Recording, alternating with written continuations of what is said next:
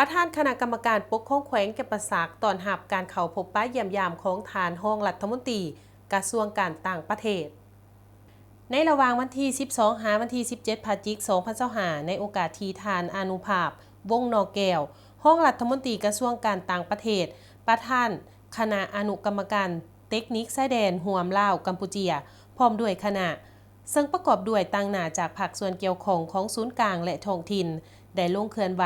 เวียกงานชายแดนอยู่แขวงแก่นประสักจุดประสงค์ของการลงเคลื่อนไหวเวียกงานดังกล่าวแม่นเพื่อติดตามสภาพชายแดนระหว่างสาธารณรัฐประชาธิปไตยประชาชนลาวและประเทศใกล้เคียงก็คือการพัฒนาที่พัวพันกับเวียกงานชายแดนเซ็นเวียกงานด่านการสร้างเส้นทางเชื่อมจอดระหว่างแขวงอัตตปือและแขวงรัตนคีรีการสร้างคัวเซ่ลำเผาระหว่างแขวงแก่นประสักและแขวงเปียวิเฮียการสร้างเส้นทางเลียบตามชายแดนเป็นต้นพร้อมเดียวกันนี้ก็เพื่อลงติดตามความคืบหน้าการจัดตั้งปฏิบัติสนธิสัญญาว่าด้วยการกำหนดชายแดนประเทศระหว่างสาธารณรัฐประชาธิปไตยประชาชนลาวและราชอาณาจักรกัมพูชีโดยเฉพาะเวียกงานสำรวจและปักหลักไม้ชายแดนแบบใหม่เปลี่ยนแทนหลักไม้ชายแดนแบบเก่าและปักหลักไม้ชายแดนเพิ่มเติมลงกวดกาบริเวณชายแดนลาวกัมพูชี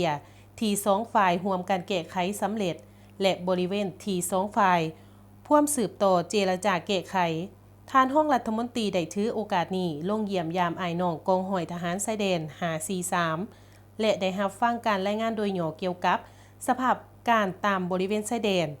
การปฏิบัติเวียกงานวีซ่าเฉพาะและได้รับทราบสภาพการปฏิบัติหน้าที่เวียกงานและชีวิตการเป็นอยู่ของอ้ายน้องทหารชายแดนในภารกิจปกปักรักษาอธิปไตยของชาติและความสงบสุขของประชาชนที่อาศัยอยู่เรียบตามบริเวณชายแดนนอกจากลงกวดกาบริเวณชายแดนแล้วในโอกาสลงเคลื่อนไหวเวียกงานในครั้งนี้